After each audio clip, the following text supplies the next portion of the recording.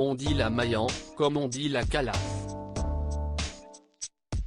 Virtuose de l'humour, reine incontestée du théâtre de boulevard, elle a débuté, comme Jean Poiret et Michel Serrault, au cabaret dans les années 1950.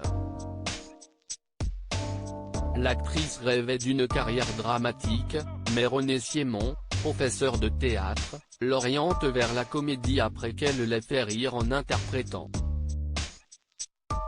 du Racine. Il est arrivé qu'elle soit décrite comme une de Funès en jupon. Les deux stars avaient en commun un sens inné du rythme tout en étant habitées par une profonde gravité. Le poids d'une époque si sur scène Jacqueline Maillan était irrésistible de drôlerie, dans l'intimité, elle portait un poids bien lourd pour ses épaules.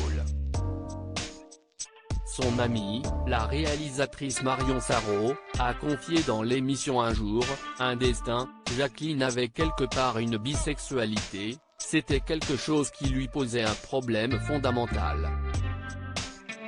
À l'époque, c'était très difficilement gérable. Secret bien gardé et pour cause. Durant ces décennies de succès, l'homosexualité était considérée comme une pathologie psychiatrique en France, au même titre que la schizophrénie. Elle garda ce secret jusqu'à sa mort en 1992, alors que 2 ans plus tôt, l'Organisation mondiale de la santé retirait l'homosexualité de la classification internationale des maladies. Des monstres de comédie. Une seule personne savait pour Maillan, celui qu'elle appelait l'être de ma vie, son époux Michel Emmer, l'un des compositeurs d'Édith Piaf.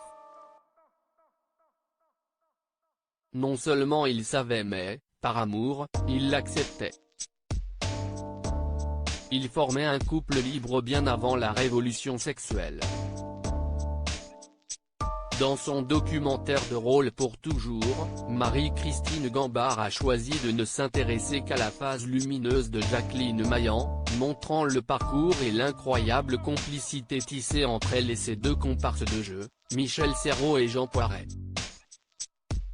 Ce portrait croisé de 3 monstres de la comédie, raconté par ceux qui les ont côtoyés, est un délice de drôlerie et de finesse. Leur folie et leur générosité continuent d'ailleurs d'inspirer ceux qui se réclament de leur descendance.